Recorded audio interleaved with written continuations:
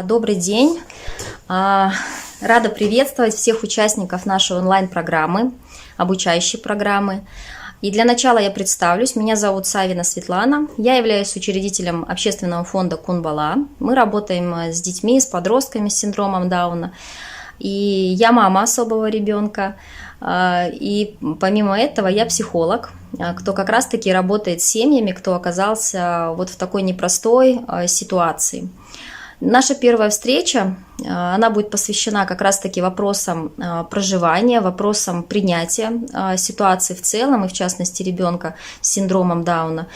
Тема непростая, но свою актуальность она как раз-таки доказала и показала тем, что, работая непосредственно с семьями, очень часто встречаешь родителей, у которых уже достаточно взрослые дети, но которые по тем или иным причинам до сих пор очень болезненно воспринимают эту ситуацию.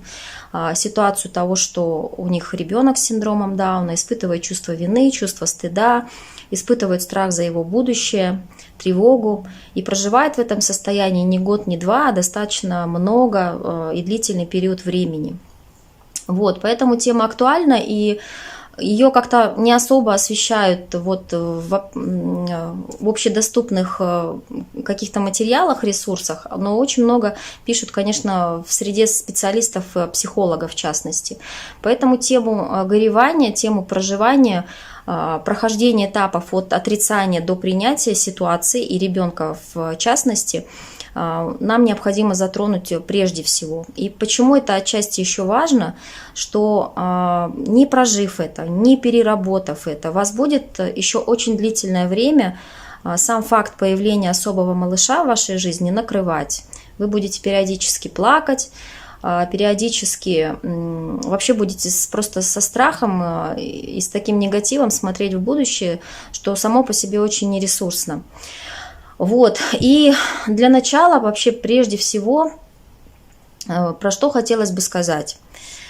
Почему мы применяем вот такую формулировку горевания? То есть, как вот горе и ребенок с синдромом Дауна, вообще ребенок, появление ребенка. Много часто мы слышим и сами говорим про то, что наша жизнь, как правило, делится на до момента рождения и на после рождения. То есть вся наша жизнь кардинально меняется, да, с появлением такого ребенка. И, естественно, мы достаточно болезненно все это воспринимаем. Достаточно непросто принять эту ситуацию и понимать, какие стадии мы проходим в этом процессе, нам очень важно. Помимо этого, если вот немножечко углубиться в терминологию, что такое горе? Горе – это вот такой болезненный эмоциональный процесс, когда мы испытываем сильный по интенсивности эмоций, связанные с потерей близких людей, с потерей родных, мужа, жены. Но также это горевание по нашим мечтам, по нашим иллюзиям, да, по каким-то нашим ценностям, по так называемой невозвратной жизни. Да, то есть нам же свойственно очень часто говорить про то, что вот там где-то позади осталось что-то хорошее. А что будет впереди, особенно когда ты только родил такого малыша, когда он только вот появился, да, то есть не у всех достаточно много ресурсов для того, чтобы посмотреть в будущее с оптимизмом.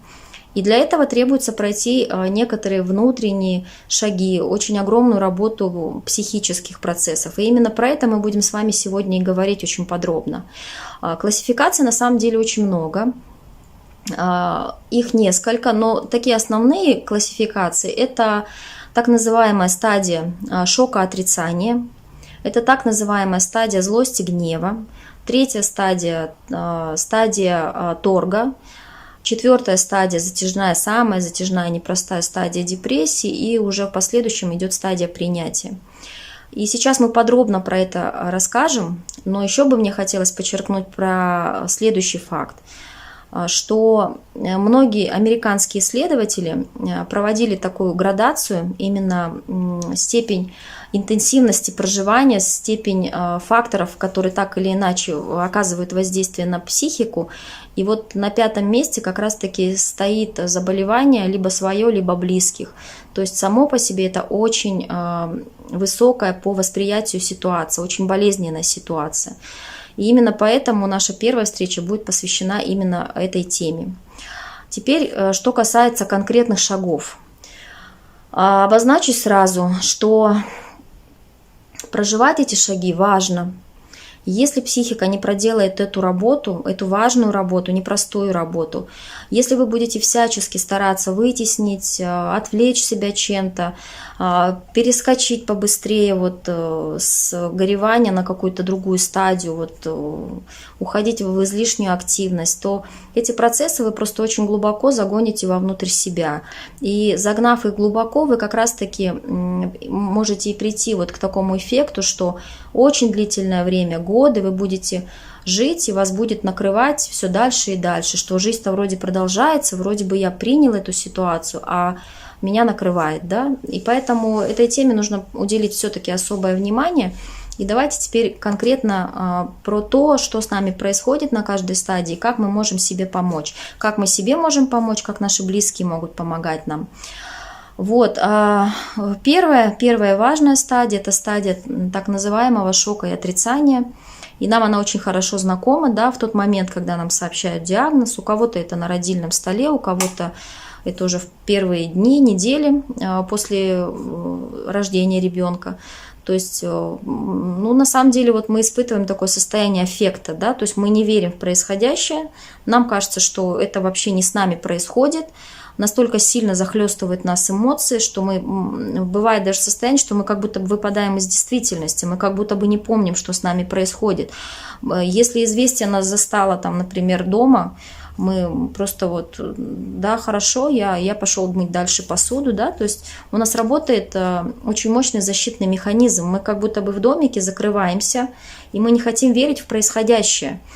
Надо это понимать, отдавать этому отчет и должность, что такая реакция, защитная реакция. У нас нет ресурсов, это случилось внезапно, это шокирует, это событие неприятно, да, и такое свойство психики нас защитить. И именно поэтому мы испытываем эту стадию шока, стадию отрицания, стадию происходящего не с нами. Это как будто бы не со мной. Длится она очень по-разному. Она длится от нескольких секунд до нескольких дней. И чем больше мы пребываем, тем больше истощается наша психика, да? Но ничего здесь форсировать невозможно. Это естественные природные механизмы работы нашего организма. В этом состоянии важно просто слушать какие-то советы специалистов, родственников. Здесь невозможно, ты просто не готов это воспринять, эту информацию. У тебя идет очень хорошая внутренняя работа. И в этот момент самое важное маму просто поддерживать женщину, следовать за ней, следовать, чтобы она не ушла в очень неконструктивные какие-то поведенческие аффективные вещи, да, то есть не скатывалась в истерику, но для этой цели, конечно, нужна помощь специалиста, а самое важное просто находиться рядом с ней, поддерживать ее, следовать за ее порывами, за ее желаниями, находиться рядом. Все, это максимум, что могут родные сделать для мамы. И в этот же момент у женщины появляется внутри очень мощный энергетический ресурс, очень большая энергия, то есть она готова горы сворачивать. И это как раз-таки следующий механизм, который работает в нашей психике, и именно этот механизм дает ресурсы для того, чтобы мы двинулись дальше. И уже идет следующий переход в так называемую стадию злости, агрессии. И в этой стадии как раз-таки два возможных вектора развития. Либо женщина уходит в обвинение и в поиск виноватых вовне, в агрессию, да, то есть в этом случае нам свойственно винить медиков, винить здравоохранение, винить судьбу, винить Бога, да, винить мужа, всех кого угодно, кто так или иначе, по ее мнению, причастен к возникновению этой ситуации. Я сейчас говорю не просто про синдром Дауна, где это уже генетически заложено, а про другие дефекты, например, такие как ДЦП, да, то есть то, что происходит при родах, эпилепсия, да, другие сопутствующие диагнозы. И как раз-таки в этот момент мы склонны винить всех и вся. Но есть и другой вектор развития, да, то есть так называемый то есть когда агрессия направлена на женщину вовнутрь себя, да, то есть в этом состоянии нам свойственно вину за происходящее принимать на себя, да, то есть мы начинаем себя активно винить в произошедшем. А что бы было, если бы я вот сделала так-то, так-то, а это я не сходила к врачу вовремя, а это я там не сделала скрининг вовремя, да, и в этом случае мы обращаем вину прежде всего на себя. Вот, и как в этой ситуации тоже помогать себе? Во-первых, как только вы отловили, и скажу сразу, что как раз-таки вот эта стадия злости, агрессии, она может длиться от нескольких дней до нескольких месяцев. Вот как только вы отловили в себе это состояние, что вы начинаете агрессию направлять на себя и винить себя в происходящем, вы должны себе сразу резко сказать «стоп, стоп». В 90% случаев вы никак не могли повлиять на эту ситуацию. Абсолютно никак. Это уже доказано многими медиками, учеными, что вот в подобных ситуациях 90% случаев, когда ты полностью вот все, как говорится, на воле судьбы и Бога. Вот. Помимо этого, близким, окружающим нас людям важно также следовать за нами, за женщиной, за матерью, поддерживать ее. На все ее эмоциональные состояния они будут как качели от апатии до агрессии, до раздражения, до вспышек гнева. Просто спокойно проживать их, понимать, что это происходит, не пытаться никаких советов давать, чему-то учить, пристыдить ее ни в коем случае, просто следовать за эмоциональным состоянием женщины, позволять этому происходить. И вот когда в ходе этой непростой работы как раз-таки появляется какой-то ресурс дополнительный, он будет появляться в результате этих качелей, да, то есть женщина как раз-таки и будет выходить на этот уровень, следующий уровень, это так называемая стадия торга. Тоже очень длительный процесс, и зачастую, несмотря на то, что вообще принято проживать стадию горевания до года, на практике вообще этот процесс может затянуться на несколько лет. И видишь уже достаточно взрослых детей, семьи, где уже дети 3-4 года, а родители все еще зависают вот на этой так называемой стадии торга. И что с нами в этот момент как раз-таки происходит, да? То есть мы начинаем в этот момент искать все чудодейственные способы исправления этой ситуации. Мы начинаем искать пилюли, мы начинаем искать волшебных специалистов, мы начинаем искать какие-то аминокислоты, уколы волшебные, аппаратные методики, которые так или иначе способны ситуацию исправить. То есть либо убрать эту хромосому, либо вывести уровень развития ребенка до так называемого нормотипичного ребенка. Да, то есть мы всячески стараемся приложить максимум усилий, найти кого-то, найти чего-то, что ситуацию так или иначе бы исправило. Вот. В этот же момент мы начинаем анализировать и спрашивать вообще за что, почему с нами такое произошло. Наша психика начинает искать вот так называемую точку произошедшего, точку невозврата. Вот где та точка, где я могла еще повлиять на эту ситуацию, а где уже нет. Мы начинаем анализировать, как протекала наша беременность, как это там до. В общем, очень много вопросов таких задаем себе внутренне. И в первую очередь, а как бы сложилась моя жизнь, вот если бы этого не случилось в моей жизни, да? То есть вот такое внутреннее самоедство, вот эта мысля у нас крутится внутри нас и просто нас разъедает на самом деле. И здесь тоже очень важно понимать, что это естественный процесс, это идет переработка этих переживаний. Это надо проходить, подчеркну еще раз, это может занимать недели, месяцы. И именно в этот момент очень проявляются таких 3 основных направления у нас в нашей внутренней среде, когда мы вот работаем с родителем, мы как бы условно их делим. Вот есть родители, которые занимают так называемую пассивную позицию, да, вот плывут по течению, вот как есть ребенок, так и есть, вот как он развивается, так развивается, да, и родители не принимают, абсолютно никаких никаких мер для того, чтобы развивать ребенка. Есть родители, которые, наоборот, слишком активно входят в этот процесс, ищут всех мыслимых или немысленных специалистов, начинают рабочий, обучающий день ребенка формировать так, что, господи, там вздохнуть-то негде, да, то есть он настолько интенсивный, что прежде всего во вред самому ребенку.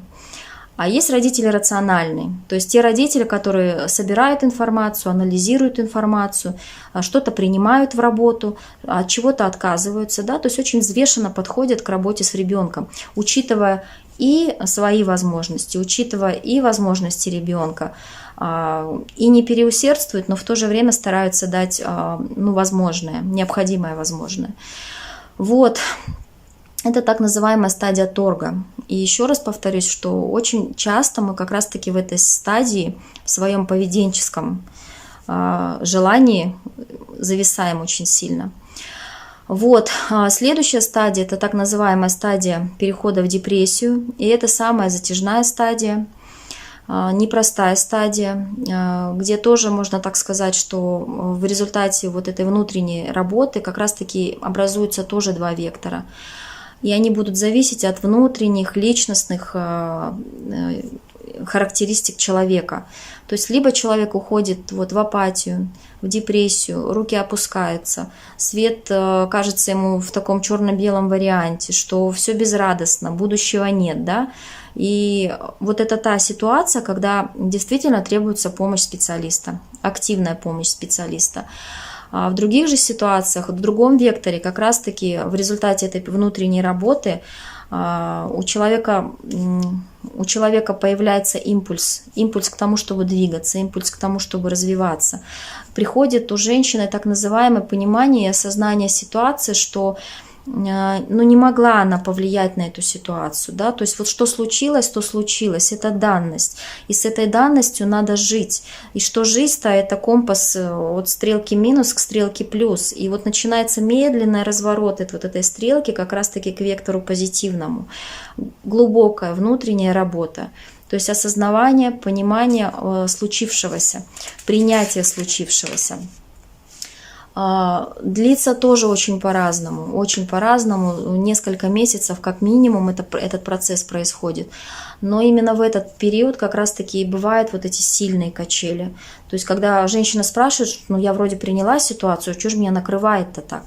Вот нету здесь вот этой вот волны такой, которую я привела в презентации, что не проходит она у нас вот так волнообразно в жизни, это вот такой хаос. То есть ты вроде бы принял ситуацию, вроде бы ты уже активно начинаешь выходить на работу, общаться с кем-то, искать новый круг знакомств, но тебя опять выносит и опять начинает накрывать, опять появляются слезы, опять появляется жалость к себе, не знаю, к высшим силам, да, каким-то, опять ты начинаешь смещать вектор своих вопросов с для чего в сторону зачем, за что тебе все это, да, то есть это качели. Надо понимать, что эти качели будут происходить какое-то время, но если вы отслеживаете в своей жизни вот такую динамику и разворот все-таки в сторону плюса, то значит процессы идут благоприятно для вас в частности. Вот. И после прохождения этой стадии как раз-таки наступает самый важный этап, вот этап принятия, что наконец-таки поменялся разворот, твой внутренний разворот, и ты уже в этой ситуации начинаешь видеть возможности.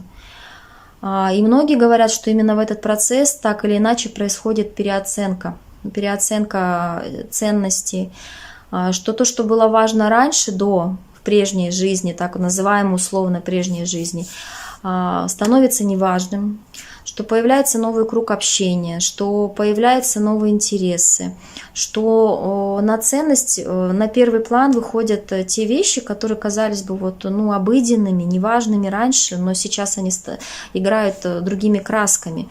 В этот период многие склонны оценивать свою жизнь семейную, да, то есть а кто рядом находился, тот ли этот человек, а поддерживал ли он вас или нет, да, то есть происходит формирование новой идентичности, то есть ты была одной до рождения ребенка, ты прошла так называемую петлю горевания, приняла эту ситуацию на логическом уровне, на эмоциональном уровне, и сформировалась твоя новая идентичность, твоя новая личность. Та личность, которая повернулась в полюс позитива и готова на эту ситуацию уже смотреть конструктивно, она готова двигаться вперед. Она уже понимает, что все не так безнадежно, что есть маршрут, как можно двигаться с ребенком, что в окружающей действительности созданы условия, что для детей существует то-то, то-то, то-то. А когда ты видишь эти возможности, и страх пропадает, и тревога пропадает. Конечно, она остается, конечно, мы с ней работаем. Не все так безоблачно, но, по крайней мере, вот это состояние подавленности, оно трансформируется, и жизнь начинает играть совсем другими красками. И вот это та стадия принятия, к которой мы должны подойти. Но еще раз скажу, что не надо здесь ничего форсировать, потому что многим свойственно вытеснять, многим свойственно ускорить этот процесс. И если мы будем говорить как раз-таки о самопомощи, и как раз в контексте самопомощи мы и рассмотрим этот вопрос, когда мы что-то компенсируем, то с чего мы начинаем? То есть в первую очередь, когда это с нами случилось, самое важное себя просто поддерживать, заботиться о себе. Еда, сон, еда, сон. Как только вы почувствовали нарастание внутреннего импульса для дальнейшего движения, постепенно начинаем подключать прогулки, постепенно начинаем выходить. Постепенно начинаем заниматься поиском информации, да, то есть информация, которая поможет нам переосмыслить происходящее, поможет нам взглянуть на ситуацию под другим ракурсом, покажет нам, что есть дорожные образовательные маршруты у ребенка, как можно по ним работать, как можно двигаться, почаще общаться с такими же семьями в качестве поддержки, в качестве помощи, вступать в аналогичные сообщества, сайты, группы. Когда ты почувствуешь вот эту внутреннюю готовность двигаться дальше, вот в этот период как раз-таки и можно уже потихоньку выходить на работу. Не надо пытаться это делать там в первые дни с позиции именно заглушить боль. Пытаться выходить на работу, пытаться расширить круг общения, увеличить свою физическую активность. Вот. И почему важно... Опять-таки в практике, с чем очень часто сталкиваешься, что многие пытаются этот вопрос вытеснить, вот этот процесс заглушить, вытеснить или компенсировать. Либо стараются пораньше выйти на работу, себя чем-то завлечь, отвлечь, либо пытаются активно снова беременеть, планировать следующую беременность. И здесь просто очень важно для себя разделять эти два процесса. Если ты говоришь себе и честно признаешься, что ты это делаешь только лишь для того, чтобы быстрее эту ситуацию переработать, отвлечься от этой боли, то это неэффективно. Это, скажем так, это вытеснение ситуации, она уйдет вовнутрь тебя, в тело уйдет, и в дальнейшем тебя будет вот очень долго еще догонять. Если же ты понимаешь, что я ситуацию эту приняла, это моя уже внутренняя потребность двигаться, развиваться дальше, вот в этом случае как раз-таки это уже пойдет и в поддержку. То есть выход на работу, увеличение активности, новая беременность. То есть ты таким образом не компенсируешь вот в этом новом свое непереработанное старое, а идешь в это уже очень осознанно. Вот на эти вещи себе нужно честно отвечать, говорить, понимать, что с вами происходит. И наверное, это все на сегодня, что хотелось бы мне про эту тему рассказать вам. Важно. И в следующей встрече мы затронем вопрос, как выстроить работу в семье, именно как помочь себе, когда ты, скажем так, условно эмоционально выгорел, когда ты устал, потому что такой диагноз, как эмоциональное выгорание, оно очень свойственно нашим родителям. И я расскажу про то, что такое эмоциональное выгорание, как можно себе помочь в этой ситуации, когда ты постоянно в работе с ребенком, как могут помочь члены вашей семьи, и какой такой непростой процесс происходит в семье, вот именно при появлении ребенка с особенностями развития. Всего хорошего дня и до следующей встречи.